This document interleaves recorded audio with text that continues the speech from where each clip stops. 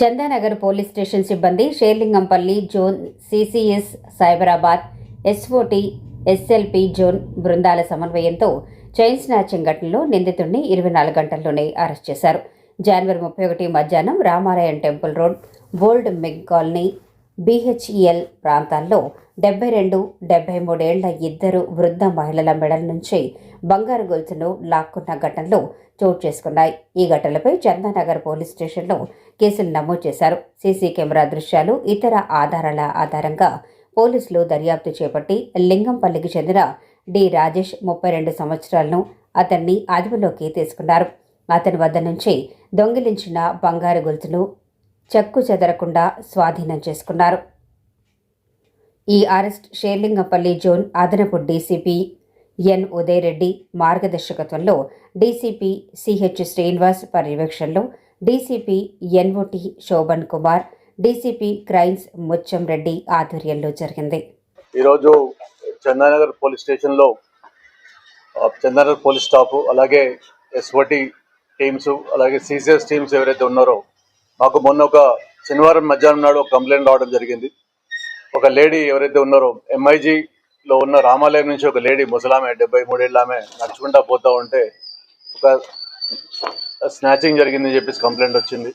దాని మీద ఇమీడియట్గా మేము అక్కడ పోవడం జరిగింది. ఈ లోపల ఇంకొక కంప్లైంట్, దాని మీద ఇంకొక లేడీ కూడా ఇమీడియట్గా ఒక 73 ఏళ్ళ ఆమె కూడా రామాలయం నుంచి వస్తూ ఉంటే ఆమె దగ్గర నుంచి కూడా ఒక గొలుసు లాక్కోవడం జరిగిందని కంప్లైంట్ ఇచ్చింది. అంటే ఒకటే రోజు ఒక 3 నిమిషాల గ్యాప్లో 2 కంప్లైంట్లు రావడం జరిగింది. అంటే చైన్ స్నాచింగ్ కంప్లైంట్ రావడం జరిగింది. దాని మీద ఇమీడియట్గా రియాక్ట్ అయ్యి మా టీమ్స్ అన్ని, మా పోలీస్ స్టేషన్ స్టాఫ్, అలాగే ఎస్ఓటి అంజిరెడ్డి గారు, మిగతా సిసిఎస్ సిబ్బంది, వాళ్ళ ఎస్ఐ గారు వీళ్ళంతా వచ్చి ఇమీడియట్గా దాని మీద వర్కౌట్ చేసి ఎక్యూడు ఈ రాజేష్ అనే అతను ఉన్నాడు. ఇతను గోపీనగర్లో ఉంటాడు. ఇతను ప్రస్తుతం అన్ఎంప్లాయ్గా ఉన్నాడు. ఇతను ఏమి ఈ మధ్య అప్పులు ఎక్కువైనాయని చెప్పేసి అతను ఈ పని చేసినాడని తెలిసింది. అతను వర్కౌట్ చేసి అతను నిన్న పట్టుకోవడం జరిగింది.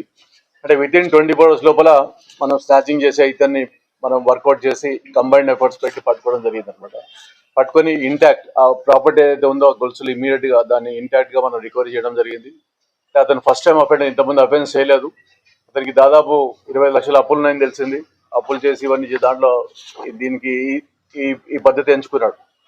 కాబట్టి మీ ద్వారా మేము తెలియజేపేది ఏమంటే, ఈ లేడీస్ ఎవరైతే బయట మధ్యాహ్నం కూడా ఒంటరిగా వృద్ధులు తిరుగుతూ ఉంటారో వాళ్ళు కొద్దిగా జాగ్రత్తగా చర్యలు, అంటే బయట గుళ్ళకు పోయినా కానీ ఇంకెక్కడ పోయినా కానీ వాళ్ళతో పాటు పక్కన ఎవరైనా సహాయకంగా ఎవరైనా పెట్టుకుంటే బాగుంటుందని చెప్పేసి మీ ద్వారా తెలియజేస్తా ఉన్నాం.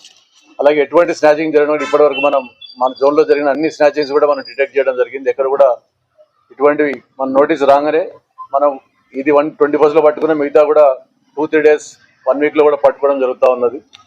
బట్ మీ ద్వారా మేము చెప్పేది ఏమంటే, ప్రజలకు కొద్దిగా అప్రమత్తంగా ఉండి మాకు ఇమీడియట్ ఇన్ఫర్మేషన్ ఇస్తే దాని మీద వర్కౌట్ చేసి దొంగల్ని పట్టుకునే అవకాశం ఉంటుంది. కాబట్టి ఇమీడియట్గా మాకు తెలియజేయాల్సింది మీ ద్వారా చెప్తా ఉన్నాం. అక్కడ ఫోన్ చేసి వస్తా ఉన్నాను. సందు తిరిగి చివర ఇంటికి వచ్చేసరికల్లా పరిగెత్తుకుంటూ వచ్చి చెయ్యి ఒకటి కనపడింది నాకు. ఏమో గొలుసు లాగేసుకున్నాడు. గట్టిగా అరిసినా ఇది చేయలేదనమాట. తర్వాత కాసేపు పోలీసులు కూడా వచ్చి అంతా చెక్ చేశారన్నమాట. వెంటనే చేసేసారు. బైక్ మీద కదండి, నడుచుకుంటూనే వచ్చాడు. చివరిని కూడా వేరే ఇంటి దగ్గర పని జరుగుతుంటే అరిసామండి. అరిస్తే వాళ్ళకి అర్థం కాలేదు. పాపం పైన ఆయన్ని కూడా అరిసాడు అన్నమాట, దొంగ అని. ఎవరు అరిచినా కూడా వాళ్ళు అది నడుచుకుంటూనే పరిగెత్తాడు అన్నమాట. పరిగెత్తుకుని ఆ సందు తిరిగేశాడు. ఇంకా కనపడదు.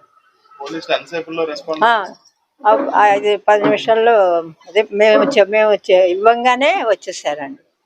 వచ్చి సత్యవతి అండి. మేము కంప్లైంట్ వచ్చి ఇచ్చేసాక వెంటనే వచ్చేసారండి. 5-6 వచ్చి అంతా చెక్ చేశారు. ఎక్కడా కనపడలేదు అనమాట. ఇంకా ఇప్పుడు బయటికి నగలతో బయటికి వెళ్తారు కదా ఆడపిల్లలు, ఏ విధంగా వెళ్ళాలి?